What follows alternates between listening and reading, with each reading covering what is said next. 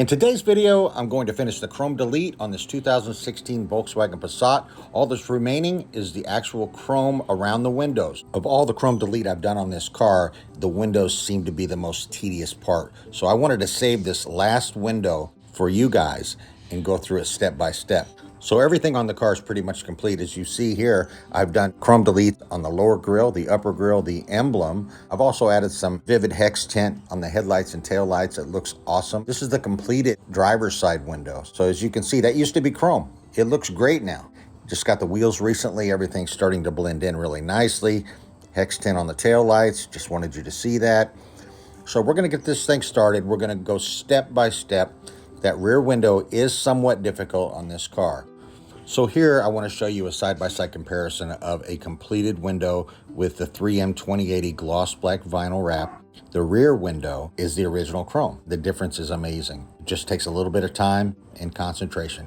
So after this video, hopefully you'll be able to do it on your own. And while we're doing it, don't forget to hit subscribe. Thank you so much. Let's get this job done. Now let's go over everything you're going to need to complete this chrome delete. I'll put links to everything that we're using here today in the description. So if you guys want to pick this stuff up, just go to the description and you can do that. You need a microfiber cloth. You need some rubbing alcohol. Obviously, you need your vinyl. This is a 3M 2080 gloss black vinyl wrap. I use it for all of the trim work, chrome deleting. It's very pliable. This stuff is amazing. You need a squeegee, preferably with the felt side. It's easy on the vinyl. It helps you tuck into the tight corners, flatten some of those bubbles out. Tucking tool, especially for the chrome windows. You have some very tight crevices to get into to tuck that vinyl into. And then most of all, you need a sharp razor knife. I picked this one up. It's been great. I've had it for about a year now. I just refill it when I need it. That's literally everything you're going to need, except I recommend having a heat gun. You can use a hair dryer, but a heat gun is so inexpensive. Again, I'll put links to all this stuff. This is a very inexpensive project. I've had this heat gun for about a year and a half, and I've used it many, many times, and it works great. Here's a closer look at the window we're going to be doing. What's difficult about this is that you have curves. That can be tough when you're stretching that vinyl wrap. You don't want to stretch it too much because you'll fail. It will fail at some point. It all eventually fails at some point, but you want to make it last as long as possible. The first thing you want to do is grab your alcohol. Just saturate that microfiber cloth in an area and just go over everything in detail. Get all the contaminants out, every little part that the vinyl's going to be laying on. Open the door, get in the side parts there, every place you can think of. Go over it a couple times. Get everything off, all the oils, everything. Clean it up real nice. The better you clean it, the better the vinyl is going to adhere to the surface. Now that that's clean, you want to grab a measuring tape. Just pick a section to do. You want to do one section at a time. Measure it out. Leave yourself about 2 or 3 inches overhang. You're going to need that just for something to grab onto and stretch the vinyl if you need to. Lay your vinyl out on the workbench. Measure that amount. Now I'm going to cut it in about 1.5 to 2 inch strips, probably 2 inch just for viewing purposes. I want you to have some overhang. So you can see me trim the excess off. But when I did the other windows, I didn't video that, so I cut them more precisely. I just had about a 1/2 inch overhang, but this is going to be a little bit more. So I made it a little fat for you. So start peeling the back off of the vinyl wrap. See what I'm doing here? You just want to kind of keep it on the vinyl itself as you go and peel back as you go. Take your finger and just lay it on the flat spot on the chrome. Don't try to do the corners or the curves or the edges. Just lay it down nice and flat. Don't stretch too much. The more you stretch, the more bubbles are going to be created. The stretching comes later. So you want to just easily apply it, nicely apply it, not a lot of pulling. Once you get that down, that part's very easy. Then you start tucking things in like that. And then you can do a little stretch action. Once you get that part finished, 3M 2080 vinyl wrap has a protective cover on it. It's like cellophane or saran wrap. Just grab that, try to pick at it, it'll break loose, and then just peel it back. All that is a protective cover to keep you from scratching the vinyl with the squeegee or your fingers or the tucking tool. You want to peel that back, then you can start going to work and doing your tucking. Notice how I'm going side to side. Well, at first you kind of have to be careful with that. You want to kind of go up and down. because you don't want to stretch or move the vinyl because it's just held on by the flat part at this time. Once you get it tucked in, then you can start doing some more side-by-side motion. But you kind of want to go up and down section by section. You're constantly feeling this vinyl and looking at it. Make sure you have good lighting. Check for bubbles at all times because you can peel this back as many times as you need to get bubbles out and squeegee it along as you go. So now I'm starting to cut this stuff. I'm doing this inside the door. I had to open the door for that, just cutting the excess off. Find yourself a line. Be very careful. Don't cut into the rubber. If you can help it, just be very careful. Make sure you have a sharp blade. I change my blade every section. It's always better to have a sharp blade. And remember that film that I took off? Don't start cutting it until you remove that film because you're cutting through an extra layer. It binds the vinyl a little bit. It's a little harder to do, and you don't want to put a lot of pressure on it. Peel that off before you start doing any cutting. As you can see, I'm making a lot of progress on this window so far in this first section. You just kind of tuck as you go. Cut and tuck. If you have some miscuts, just pull, stretch, tuck some more as best as you can. What I'm doing, I left a little bit of excess when I made my cut. I'm tucking it down into the rubber. By doing that, it's less likely to fail. I cut the top section first. Now I'm doing the bottom. Be very careful. Don't get into the paint. Just get up into the groove. It's all about the angle of the blade.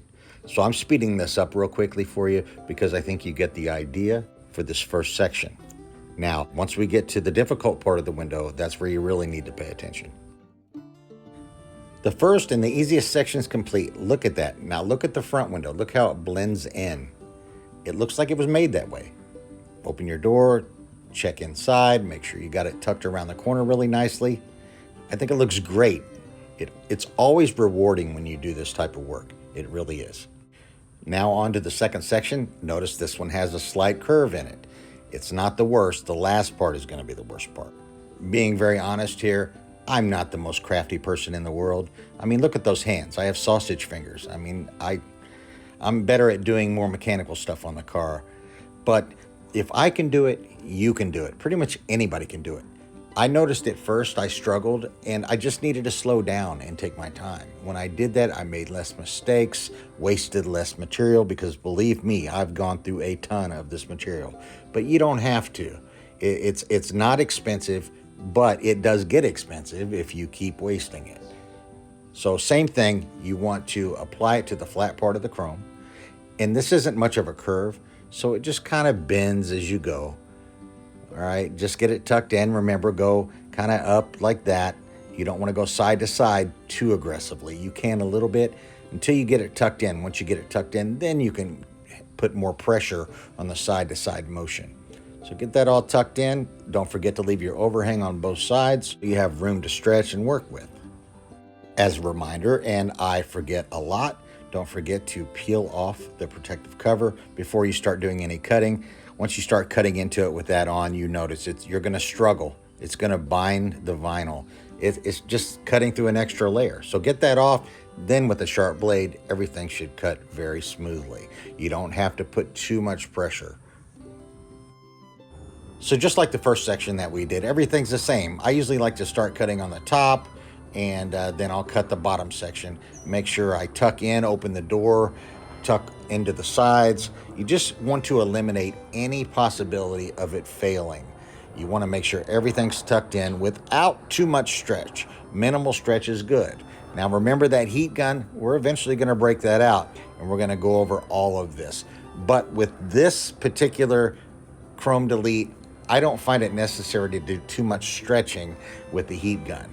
On other projects, yes, when there are more curves involved and things, you kind of want to get the heat out, make that vinyl more pliable. But again, you got to be careful. When you stretch vinyl, it's putting tension on it. And eventually it could pull back and peel back and fail. Now our section is almost complete. The second section of the window. We have one more to go, but let's take a look at it. We got the top and the bottom. It's looking good. We haven't applied any heat yet, but we will do that. I'm going to do that at the end. So now we have to measure for this. Notice how that chrome is a little wider. So I'm going to do this in two sections.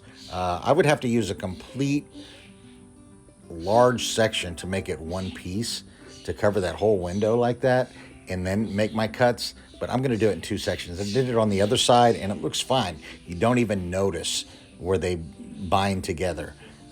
You can use knifeless tape if you want to make your cut or something, but I'm not doing that. I'm just going to lay it over the other one, right where they meet.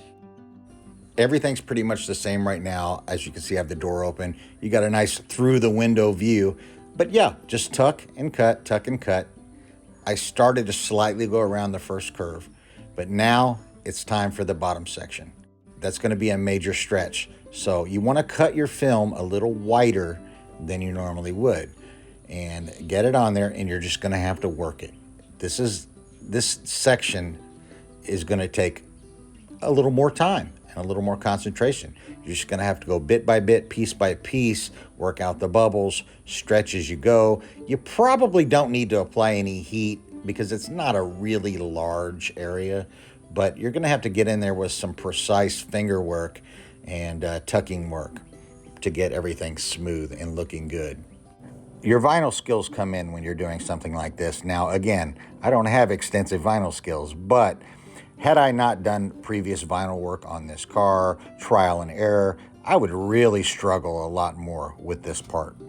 But I'm bringing it to you guys. Hopefully you can see the view close enough to understand what I'm doing. You just kind of peel back, tuck, peel back again, tuck, get the air bubbles out as you go. Because when you're curving that vinyl around, it's manipulating it and putting tension on it. So you'll get some pull and fold and different things. You'll just have to adhere it down the line as you go, inch by inch, until it's complete. It is a small section, but as you can see, I'm just kind of tucking, repairing, peeling back, fixing. And once that's done, we're going to apply some heat to all this stuff to get it to adhere to the surface. Now open your door, make sure you get into the side sections of it. Just wrap it around there. Again, not too much stretch, just like the other windows. The hard part is done now. Cut your excess vinyl off. Make sure, again, that you don't cut into the paint. Just be very, very careful. You don't have to apply a lot of pressure. And again, don't forget to peel off the cellophane little deal, that the protective cover, before you start cutting. But yeah, just work your way around, and everything should work just like the other windows. Everything is turning out great. I'm very pleased with what's going on so far. It looks excellent. Now it's time to take some heat. I'm going to go over all the windows. It just takes a few minutes. Grab the heat gun, grab your squeegee or your tucking tool, and just go down. Now, it looks like I'm getting close, but I just want to make sure it gets into the crevices. You don't want to burn your paint or scorch the vinyl. Just be very careful. I'm used to the heat gun. I know what it's capable of. Believe me, I've burned things with it, but I got it under control. And you don't want to put it on one section for a prolonged period of time. But you'll notice when you apply heat, that vinyl will start to mold to whatever it's on, which is nice. It wraps around the corners nicer. So just go over all the windows, all the inside parts especially, because that is a little bit of a stretch. But there it is, the complete job. Look at that. I'm super pleased with the outcome. Again, guys, I'm going to show you a view of the car. I'm just going to pull out of the driveway here. But don't forget to subscribe. Leave some comments if you have any questions or suggestions for me to make myself better the next time I vinyl wrap. All the links for everything that we use today is in the description, and you'll be able to pick that up at very low cost through Amazon. So enjoy your endeavors. I hope that you're successful in doing vinyl wrap on your own. If you have any questions, just leave some comments. I'll be sure to get back with you. Have a great day.